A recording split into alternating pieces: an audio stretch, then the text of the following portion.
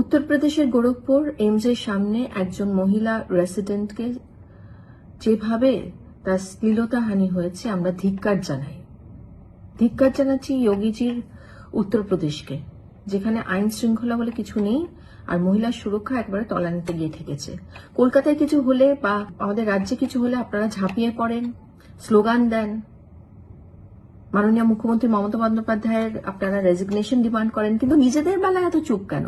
Triple engine সরকারের বেলায় আপনারা এত চুপ কেন? ট্রিপল ইঞ্জিন সরকার কেন বলছি? বিকজ উত্তরপ্রদেশের মুখ্যমন্ত্রী বিজেপি, উত্তরপ্রদেশের রাজ্য বিজেপি দ্বারা চালিত এবং কেন্দ্রীয় সরকারও বিজেপি। তাহলে এই ট্রিপল ইঞ্জিন সরকারে মহিলারা যে একেবারে সুরক্ষিত নয়, এই ঘটনাটা চোখে আঙুল দিয়ে আমাদের সবাইকে দেখিয়ে দিচ্ছে।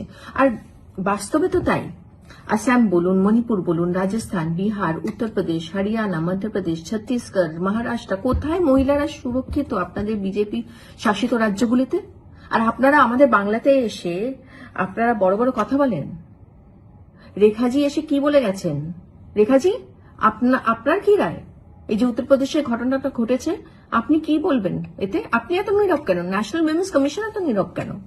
দেখুন, আমাদের মাননীয় মুখ্যমন্ত্রী মমতা বন্দ্যোপাধ্যায় নারী সুরক্ষাকে একদম সামনের দিকে রাখে, যার জন্য অপরাজিতা বিল পাস করানো হয়েছে বিধানসভাতে। কিন্তু স্যাডলি আমরা যখন এটা আমাদের অনারেবল প্রেসিডেন্ট দ্রৌপদী মুর্মুজির কাছে নিয়ে গেলাম অপরাজিতা বিল, যাতে পার্লামেন্টেও এটা তাড়াতাড়ি পাস হোক, এখনো অবধি 1 ইঞ্চিও এগোয়নি ব্যাপারটা।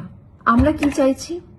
আমরা চাইছি যে ঘটনাটা দুর্ঘটনা বলবো ঘটেছে এই মহিলা রেসিডেন্ট ডক্টরের সাথে, তিনি যেন দ্রুত বিচার পান, অপরাধীদেরকে দ্রুত যেন তাদেরকে অ্যারেস্ট করা হয়। And Yogiji, you must intervene. You have to. You cannot maintain this deafening silence over this. একজন মহিলা রেসিডেন্ট ডক্টর যদি সুরক্ষিত নন, তাহলে আপনার রাজ্যে বাকি মহিলারা কতটা সুরক্ষিত, সেটা আমাদের প্রশ্ন। যাই হোক, আমরা এক্সপেক্ট করব যার সাথে এই ঘটনা ঘটেছে তিনি যেন দ্রুত বিচার পান। জয় হিন্দ, জয় বাংলা।